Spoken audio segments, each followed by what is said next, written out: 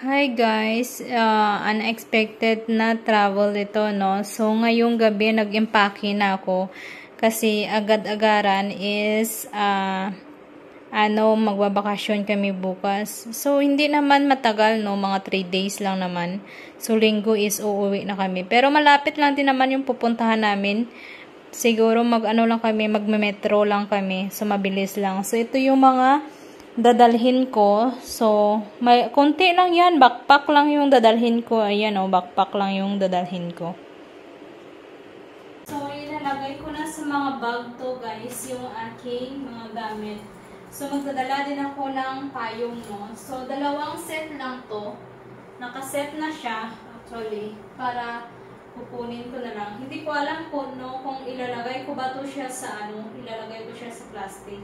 What do you think? I'll put the plastic. I'll hold some plastic. So, kailangan ko siya ilagay sa plastic, guys. So, guys, may nakita na rin akong plastic, no? Ang tagal-tagal ko pang makita itong plastic na to. So, ilalagay ko muna itong mga damit ko. Is it clean inside? Check it. Ha, i-clean it na. So, ilalagay natin ganyan siya, guys, para hindi siya mabasa. Hindi siya mababasa. Kasi baka pag guys, pag hindi natin lagyan ng plastic is mababasa siya. So, 2 set lang yon, tapos ito yung pantulog. Ito yung pantulog. Magdala rin tayo ng pantulog. Alang-alang hindi ka naman magbibihis, no? Ganyan siya. Tapos ito yung mga extra. Just in case. Tapos ito yung jacket ko. Para safety ba yung bag mo? Ganyan. So, lalagay natin sa ganito, guys. So, ganyan na siya, di ba? Ganyan na siya. Tapos, yung iba, yung ito, guys, is yung mga tissue, mga gamot, nagdala din ako, guys, ng face mask, just in case. Ayan, o, face mask. Tapos, yung mga panginis sa mukha. So, lalagay ko din ito. So, ganyan na siya, guys.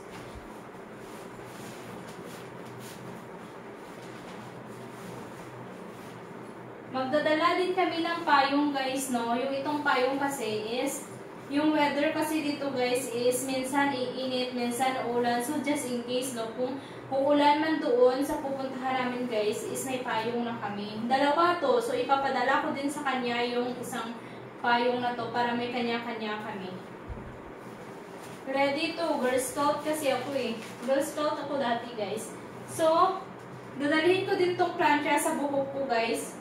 Para hindi ako parang mukhang bruha, no? So, dalhin din natin yan.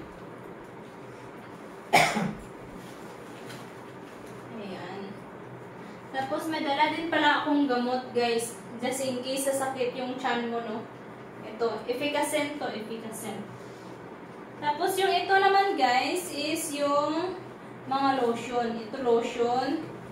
Tapos, sabon. Kahit may sabon na sila na ibibigay, no, magdadala pa rin ako ng sarili naming sabon. Kasi minsan, alam nyo na, tapos, pampabango. So, perfume. Tapos, yung iba, guys, is, dito ko na rin ilalagay siya. Dito ko na lang din ilalagay yung gamot na to, guys. Hindi ko alam, no, kung ilalagay ko ba siya dito, or nasa bag ko na lang to. So, ito, mga pang makeup kit ko to, guys. So, ito siguro is okay na. Isasara ko lang to. Pero, doon na lang kami bibili siguro ng shampoo, guys. Yung packet na lang ng shampoo. So, ready na to. Tapos, magdadala din ako ng what is this called? Scarf. Scarf. Yeah. Magdadala din ako ng scarf. Kasi alam nyo naman dito is maalikabok, guys. Maalikabok. So, ito naman is, wala ditong laman to. Lalagyan ko lang to ng tubig. Tapos ito, dito ko lang din siya ilalagay. Yung mga makeup kit na to, mga simple lang, lipstick lang, pang retouch. Ganun lang. So dito ko lang din siya guys ilalagay sa bag ko. Ito yung pinili kong bag guys, no? Kasi yung madami siyang mga bulsa-bulsa. Yung isa ko kasing bag is parang normal lang, parang simple lang siya. Wala siyang hindi mo siya pwede lagyan ng maraming maraming kung ano-ano pa. Tapos ito naman is, minsan kasi guys, nahihilo ako kapag nasa bus, kapag nasa likod kayo guys, is nahihilo ako. Plastic to. Just in case na, susuka ka. This ready. Tapos yung mga hairpin. Tapos itong gamot is dito ko na lang siguro ilalagay ito sa bag ko. So para habang babiyahin in case na mahihilo ka is pwede mo na siyang ahin. So ganyan siya guys.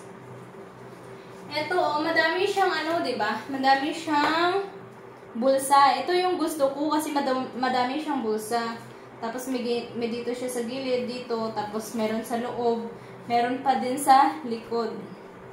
So waterproof din to siya guys. Yung sa loob niya is waterproof. Ganyan siya sa loob niya. So ito lang din, dadalhin ko din to guys. Yung mga vaccination ko ba, kasi in case maghahanap sila. Choose lang. Tapos yung ilalagay ko dito guys sa sa malaking na bag ko is yung tubig, cellphone at saka charger na lang. So mabilis lang guys, ganyan lang siya, ready na. Ready na tayo. Kasi baka mga around 6 kami aalis ng bahay guys, no. So in case kung meron pa ako nakalimutan guys, meron pa naman akong extra dito. Maliit lang to. Meron naman akong extra na paglalagyan pa. Medyo maluwag pa yung aking bag. Pupunta kami sa Mysore. Nakapunta na ako dati sa Mysore, no? Mga way back 2019.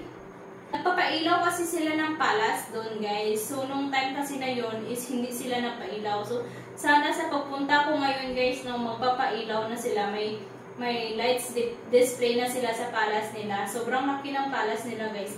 Palace yun ng kanilang minister or president ng India. So, ngayon kasi guys is hindi na nila tinitirahan yun ng president o minister ng India kasi ginawa na nilang tourist spot. So, pinupuntahan na lang yun ng mga tourist. So, ipapakita ko sa inyo guys. Yun lang. Bye!